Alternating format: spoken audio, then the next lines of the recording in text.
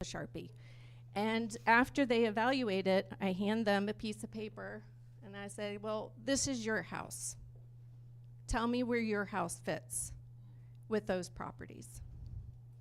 And so then they stick it in. Sometimes they'll be like, well, my house is the best. And they stick it right on the top. You know, like, you're like, crap, that's not where I wanted this to go. But, so if they do that, you have to work around it. But many times they'll stick it in where they think it should go. And then you start unpeeling the layers, because then you take, well, Mr. Seller, this house was listed for this, and this is what it closed for.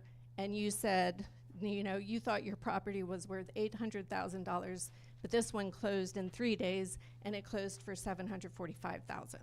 You know, so then you start unpeeling the layers like that and helping them self-discover where their price should be. And I'll tell you, I went on a listing appointment. It was a luxury listing. They had listed their property with an agent for 1.85. And they only were on the market for 6 days because they felt like the agent did not unveil the property very well. There was a lot of miscommunication, and so they called me and asked me to come in. And I looked at the information, I looked at the data, and I think we can safe to say most luxury markets are suffering now. And when you look, for example, at this absorption analysis, that in even Johns Creek, properties that are over 2 million, there's a 15-month inventory. So when you look at those 1 million plus, they're dealing with something even worse than everyone below 1 million. So I went in and I asked them what they knew about the market, and literally she said, well, we know there's very low inventory. I was like, yeah. and then we started going through, but I had all of this data.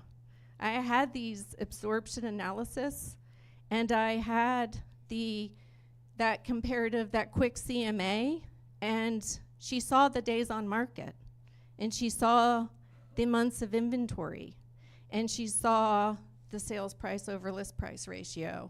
And then, you know, when I told them, and sometimes if I know that they're not gonna like me, I say, I'm afraid you're not gonna like me very much. And I said, you know, I think your house would be better off priced between 1.6 and 1.7 based on what the market's telling me. And I also tell them that their list price is not a value price. It's a marketing price. It's the price that's gonna best position you against your competitors, that's gonna trigger the buyer to choose your house over other people's houses. And isn't the stat that 70% of your marketing is price? 70% of your marketing is price. Quick question, and then we'll wrap from here. So if someone already has a listing, it's not moving, and they need to have a conversation about a price improvement, right? We're not reducing it, we're not dropping it, simple swap, we're improving it. Could they take these reports and use that for the improvement conversation? Oh, absolutely. And I also think that doing just the single line printout of, especially if there are other houses going pending or active under contract and a lot of downward pointing arrows, just the visual for them to see the pain that their house is not in that list or is in the list of the downward pointing arrow. Love that. What takeaways do we have from today? What did we learn? Raphael. I'll say this to Diane's point. And can we get Rafa a mic? Thank you.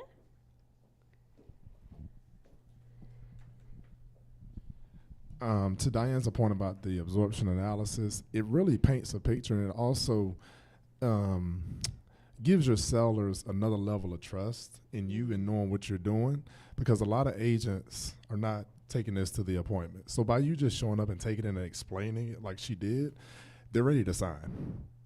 I mean, I'll just be honest, because a lot of people aren't doing it. So I love that. Show up prepared. My luxury agent didn't sign, or my luxury client didn't sign. well, that's a whole different kind of, that's different. That's a little different. Nanette, what you got for us? That's their fault, though, that they didn't sign. Yeah.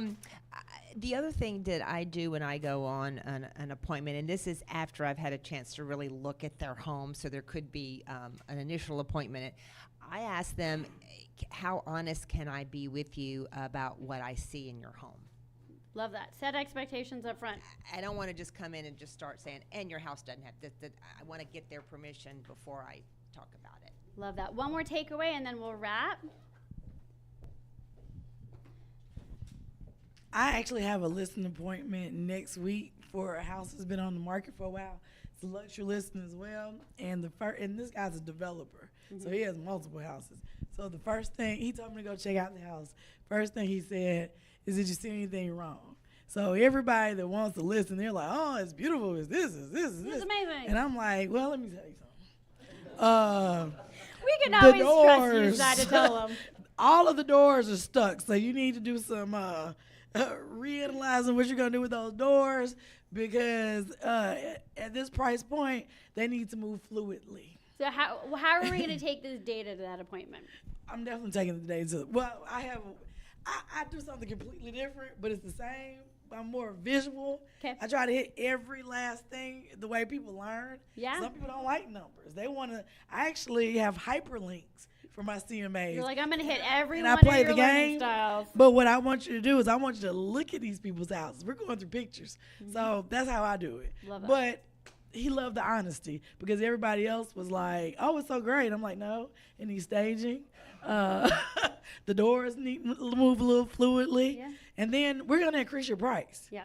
Yeah, that's crazy in this market, but I have some things. Well, when you're doing it right, here's the thing, y'all. Set expectations, have the conversation, change your thought tracks, and stand out in a way that you sound like you're the professional, because you are, and because you're prepared, and because you realize that anything that you could tell them, you should be doing what? Showing them.